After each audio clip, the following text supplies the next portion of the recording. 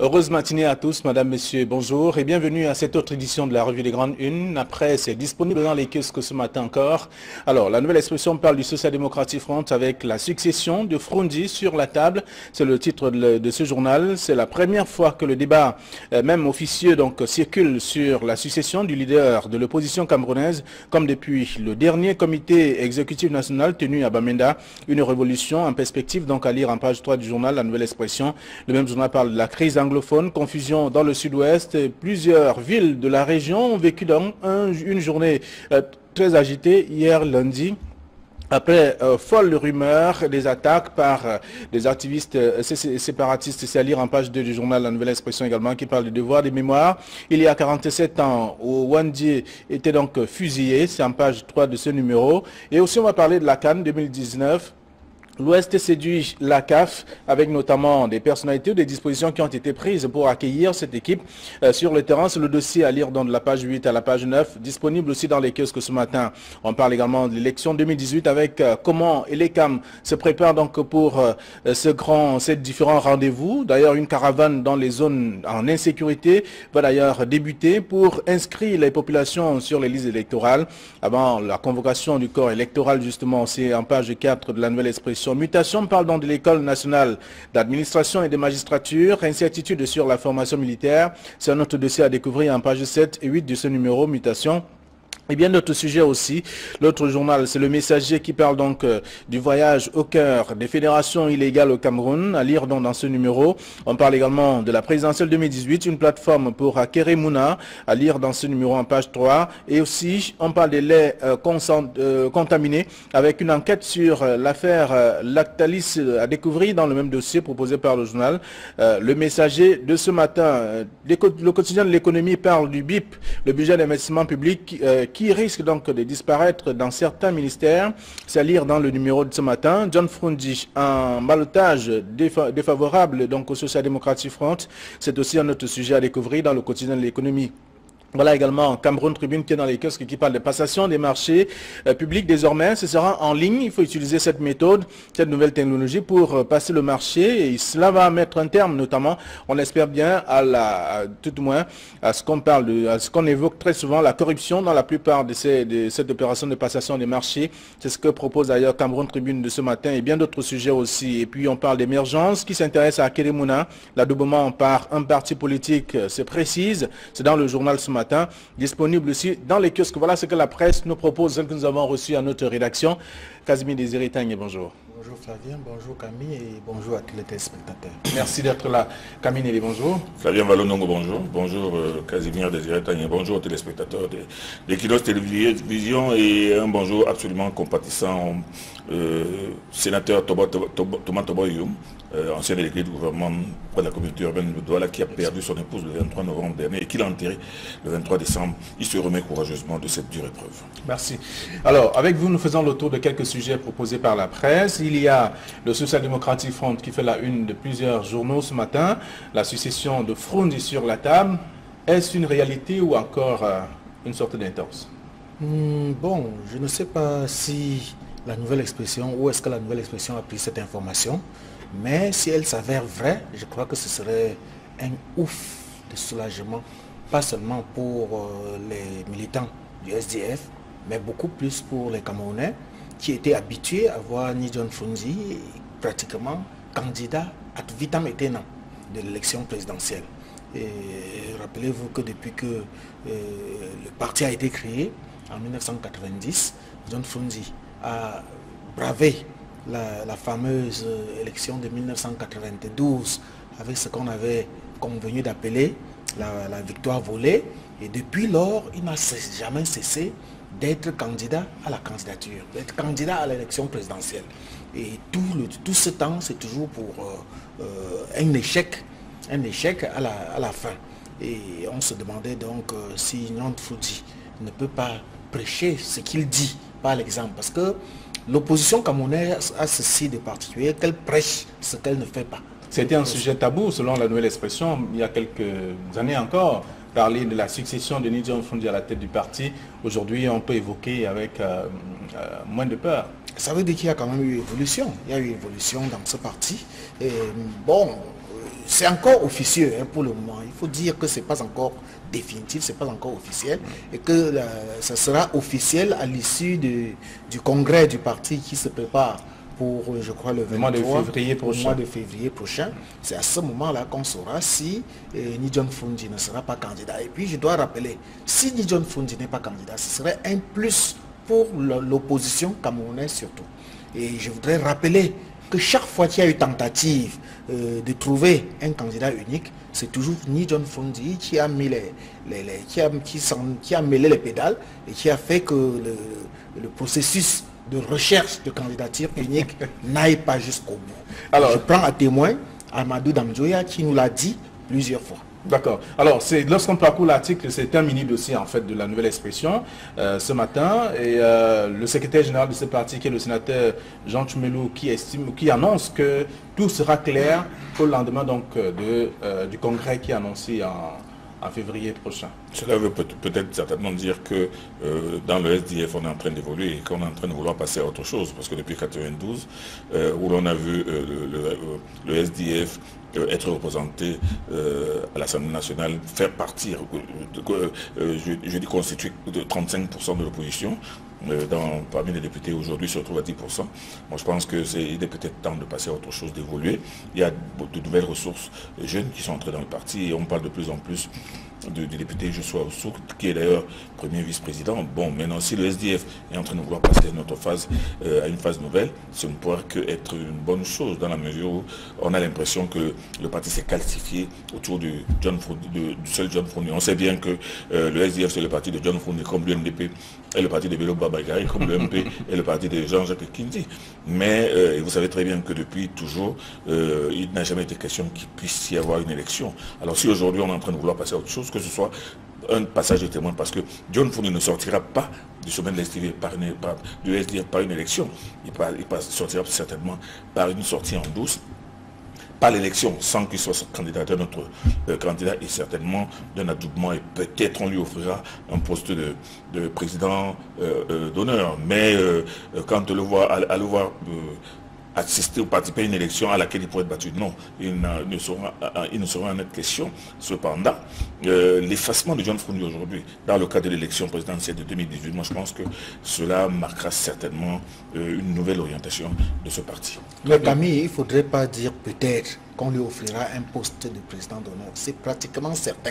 Parce qu'il est dit qu'au prochain congrès du SDF, la convention nationale qui aura lieu en février, il est prévu la révision des textes. Et dans cette révision des textes, il est prévu la création d'un poste de président d'honneur qui n'existait pas. Et ça veut dire que c'est le poste qu'on voudrait réserver à Ni John Fundi et c'est, je crois, la meilleure porte de sortie. Alors, mais à côté, il y a autre chose qui a été décidé au congrès, au NEC de ce week-end.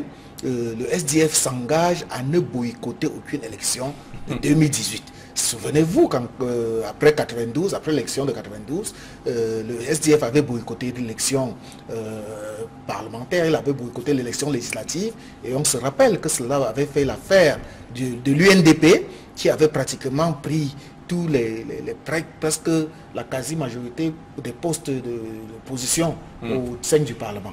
Aujourd'hui, le SDF a tiré les conclusions de ce boycott et ne voudrait plus faire la politique de la chaise vide. De toute façon, avant de sortir de là, faire un clin d'œil et dire paix à son âme à feu André Sohen qui disait nous ne connaissons pas ce qu'on appelle biocode.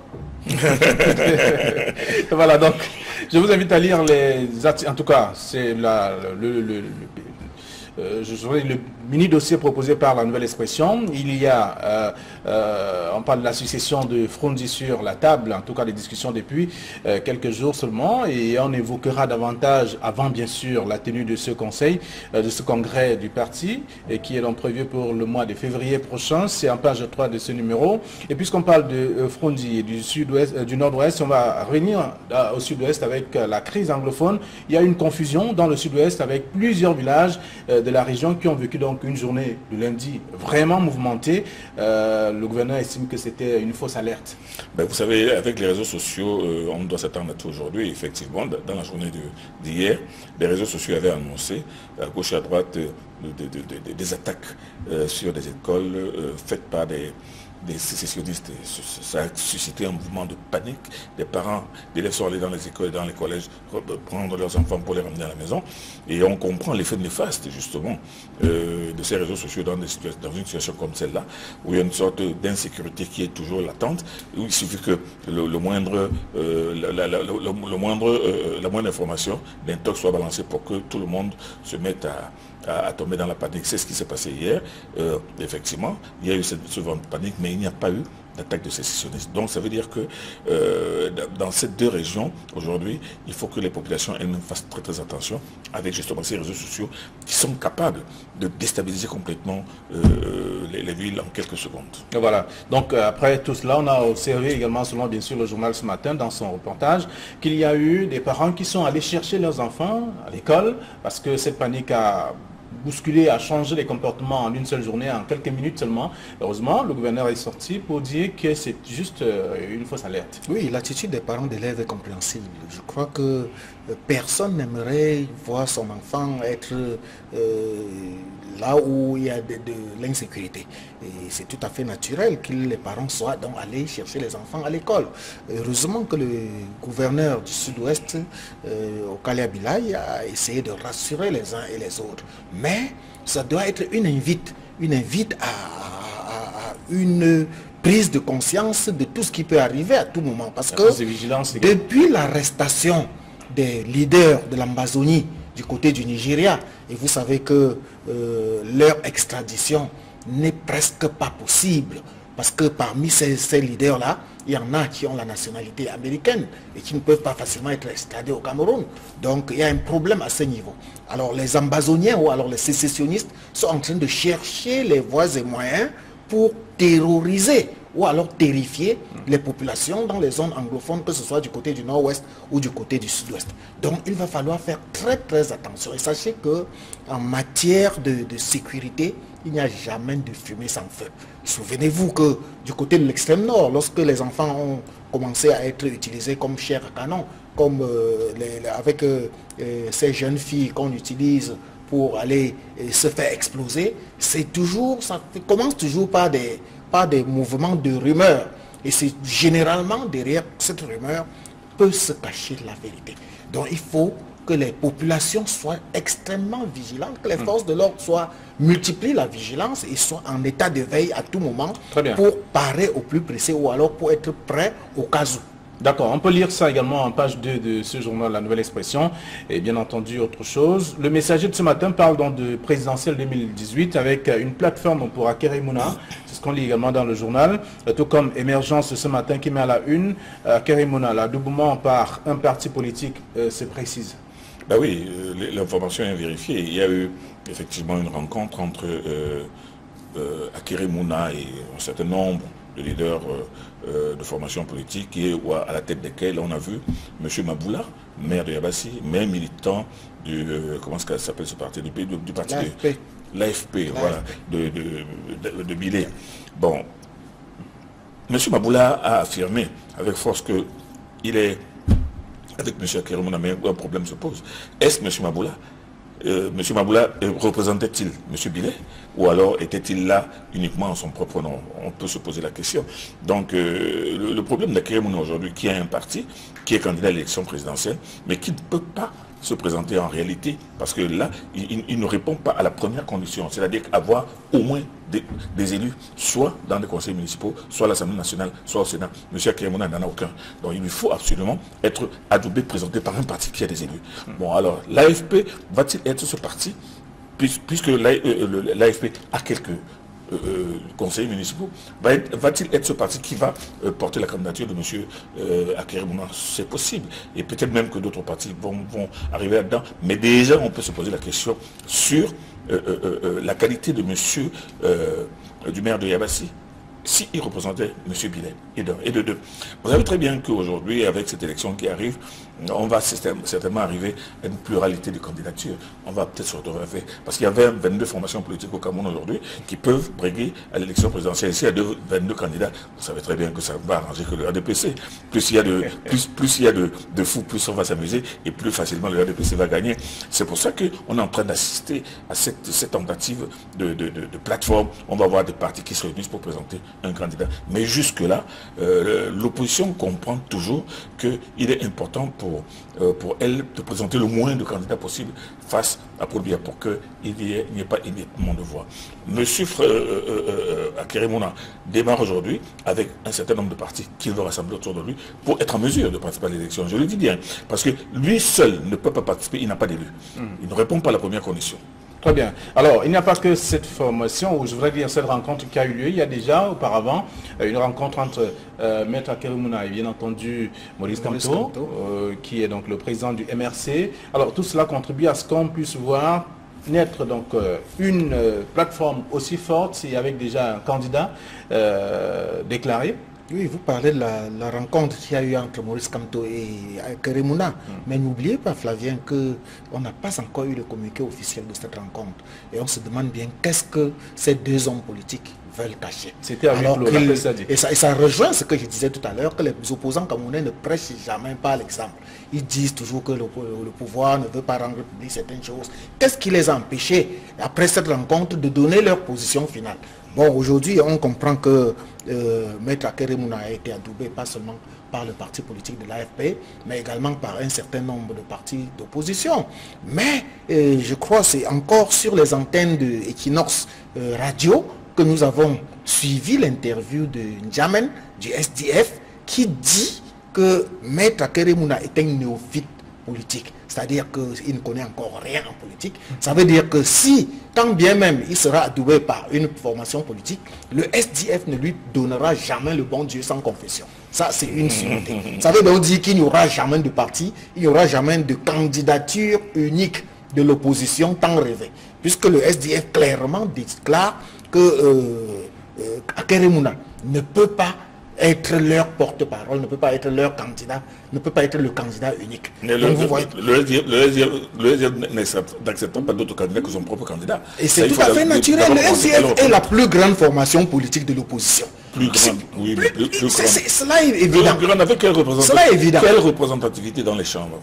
Bon, même là au niveau des chambres, là c'est sa représentativité qui est la plus grande après le RDPC. Donc c'est la plus grande représentation politique de l'opposition, j'insiste. Ouais. Alors donc il va falloir non seulement que Akeremouna se rapproche du SDF pour faire passer sa candidature, que j'en suis sûr que c'est pas évident qu'elle passera. Et souvenez-vous que moi j'ai dit que pour que Maître Akeremouna soit crédible, il faudrait qu'il enlève les casseroles qu'il traîne. Et je le dis et je l'insiste. J'aurais cru qu'à ce jour, Maître Akeremouna devait déjà faire ne serait-ce qu'une conférence de presse pour dire oui.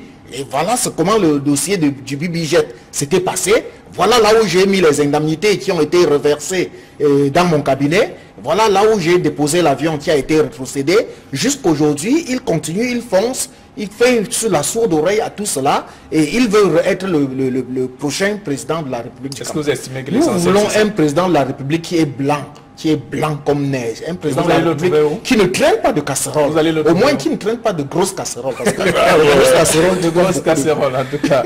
Alors c'est dans la plupart des journaux, le Messager bien sûr, Émergence ce matin, où vous allez parcourir ces différents articles et comprendre un peu de quoi il est véritablement question dans le cadre de la plateforme, en tout cas pour Akeremouna. C'était pour ajouter un autre élément? Oui, c'était pour ajouter, même, vous savez, aujourd'hui, il y a un gros débat qui est encore, personne n'en parle, la chronologie des élections, parce que le président de la République a annoncé que cette année sera une année électorale, mais il n'a pas donné la chronologie. Et quand on regarde bien, parce que moi, j'ai observé, j'ai réalisé avec surprise que le mandat des sénateurs finit en avril. Et ça veut dire que l'élection des sénateurs doit être convoquée 3 mois avant. Alors ça veut dire quoi? Ça veut dire que normalement, c'est à partir du mois de janvier qu'on devrait annoncer l'élection des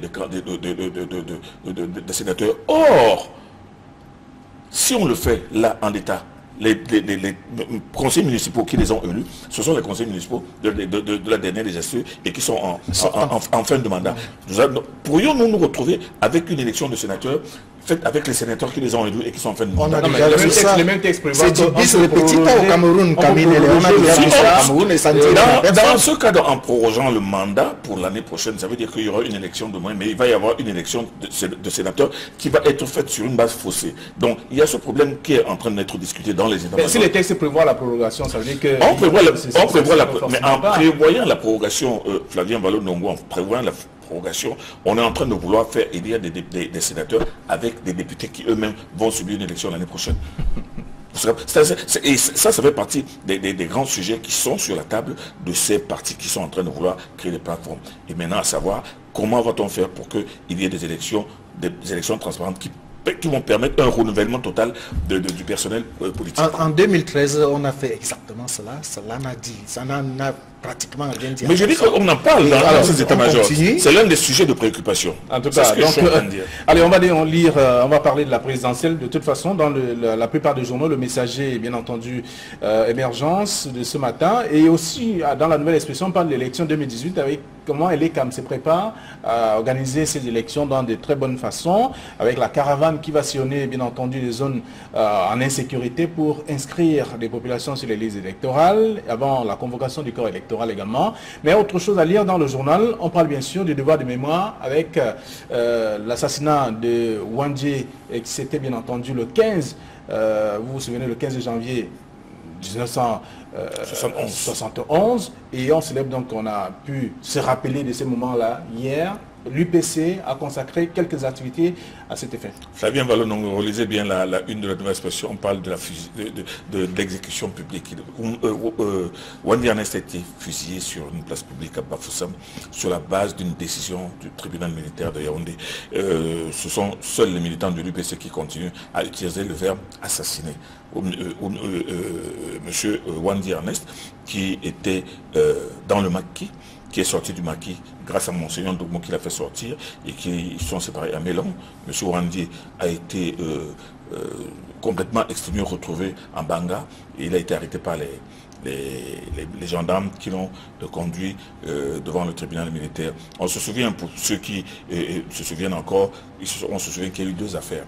Il y a eu l'affaire de la rébellion, dans laquelle il y avait Wandje, Takala Célestin, Wambo le Courant, Footsing et tout ça. Et l'affaire de le complot de la Seine-Croix avec Monseigneur Ndogmo, c'est un procès fleuve qui était même retransmis par la radio à cette époque-là. Donc Wandje Ernest, qui était la tête de la rébellion dans le Wonkam, et dans le Wonkam, il y avait énormément d'exactions, énormément de gens tués, des villages brûlés et tout cela. Wandje Ernest a été arrêté, traduit devant le tribunal militaire, et qu'on le veuille ou non, c'est après son exécution que les exactions sont arrêtées dans le Mongo, dans le Honka. Bon, aujourd'hui, les UPCistes, comme chaque année, commémorent cette exécution.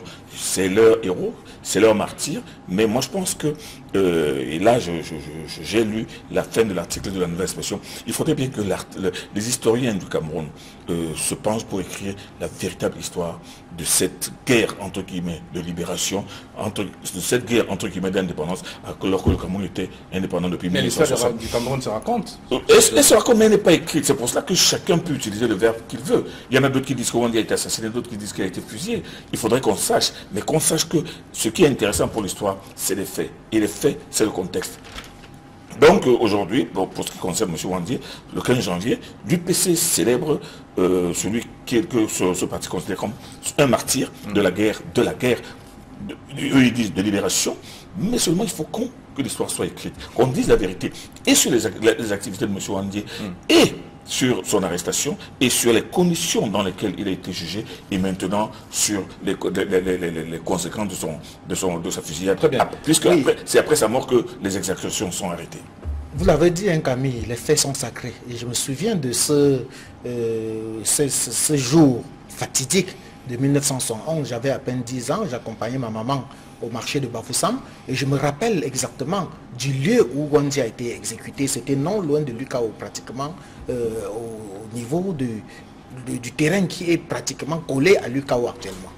Malheureusement, si vous posez la question aux Camerounais où est-ce que Wandje a été fusillé, très peu de personnes le sauront. parce que justement, il y a un devoir de mémoire qui n'a pas été fait. Et c'est justement le problème de l'exécution de Wanji, ou alors de la commémoration de l'exécution de ce fusillade, pose le problème de la gestion des héros nationaux que les Camerounais ont eu. Il n'y a pas que Wanji. Qu'en a-t-on fait? Qu'est-ce qu'on a fait de tous ces nombreux héros nationaux que nous avons connus? Tout au contraire, à l'école primaire, on nous apprend les clercs, on nous apprend les Français, on nous apprend l'histoire de la France, on ne nous apprend pas l'histoire du Cameroun. Donc c'est difficile que les Camerounais eux-mêmes se souviennent de l'histoire de leur propre pays. Très bien. Donc, en page 3 de la nouvelle émission ce matin. Je voulais terminer. Oui, nous sortons de l'émission. Oui, en mettant de l'eau dans le moulin de Casimir pour dire que moi, je ne sais pas cette obsession à avoir des héros d'un part et des damnés, des diables de l'autre. L'histoire de tous les pays est faite par des hommes de chair et de sang, avec des qualités, des défauts, et même avec des erreurs. Donc moi, je pense qu'aujourd'hui, ce n'est pas une question de recherche d'héros ou de recherche de messie. Ce sont des hommes qui ont fait l'histoire à un moment précis de l'histoire de notre pays et chacun a sa place. Parce qu'on n'estime pas que d'autres ont été plus héros que d'autres, non. Ou qu'aimaient le Cameroun plus que d'autres. Non, moi je pense que ce sont des hommes et l'histoire c'est les faits.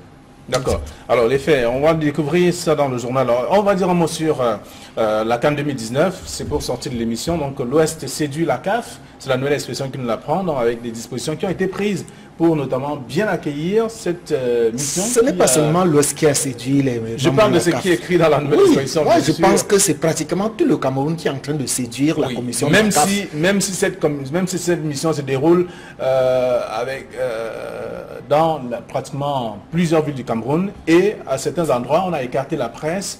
On a estimé que la presse montre toujours ce que la commission ne devrait pas voir. Rappelez-vous, cher Flavien, que lors de la conférence de presse donnée par le ministre des Sports, il a demandé aux journalistes d'être patriotes, comme si le patriotisme évitait de dire la vérité, comme si le patriotisme évitait de dire que le stade d'Aqua, qui est en chantier depuis plus de 6 mois, on n'a même pas vu un parpaing posé là-bas alors que c'est toujours en chantier. Je suis passé par là ce matin parce qu'on connaît que les membres de la mission de la CAF sont à Douala. J'ai vu quelques ouvriers en train de s'activer là avec quelques bœufs de caterpillar qu'on n'a pas ressenti depuis. C'est ça le patriotisme. Qui doit même être plus patriote que qui?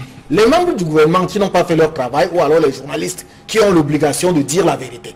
Donc je dis, c'est tout le Cameroun qui est en train de séduire les membres de la commission, la CAF. On leur donne des agapes, on leur donne à manger, on leur donne un peu de tout. Alors, mais je crois que ça ne pouvait même pas être autrement. Parce que c'est la première mission et la première mission d'inspection ne peut pas prendre des grandes décisions. Donc c'est après cela que cette mission reviendra pour voir qu'est-ce qui est fait effectivement. Et c'est là où on attendra les bidons avec leur notion de patriotisme. Alors, l'un des membres de la mission, en tout cas, estime que tout est beau, c'est bien, et que la fête sera belle. Il l'a dit à qui? Au journal, bien sûr, au reporter de la nouvelle expression à Bafoussam. Bien entendu. Monsieur Casimir Désiré Tanyé, soyez patriote. Nous le sommes. Nous le sommes. Suffisamment. En fait, pour dire la vérité, mais nous restons journalistes tout en étant patriotes. Cette commission vient d'arriver, c'est sa première mission d'inspection. Une deuxième va se suivre dans les 6 mois. Bon, et certainement que cette mission va voir, elle a vu ce qu'elle a vu. Elle a aussi vu beaucoup de Mindjang et beaucoup de Mangambe à Bafoussam. On verra certainement beaucoup d'Ambasbe et de Mako Sadouala. Mais ils verront, ils vont noter ce qu'ils ont vu. Dans 6 mois, ils verront l'avancement de ces travaux. C'est à ce moment, je pense, que cette commission va se dire effectivement son vrai sentiment. Mais en attendant, nous prions vraiment, nous croisons les doigts, vraiment, il faut que ça aille. Pour que les choses avancent. Pour que nous puissions avoir notre canne. Je voudrais un seul mot dire, souhaiter bonne chance à l'équipe de A-Prime, des Lions A-Prime qui joue ce soir et qui, j'espère qu'ils ont suffisamment reçu le fighting spirit de leur coach qui est... Merci, merci à vous, chers messieurs. Demain, nous serons encore là, juste après le journal de 9h. Je vous souhaite de passer un moment agréable sur Equinox.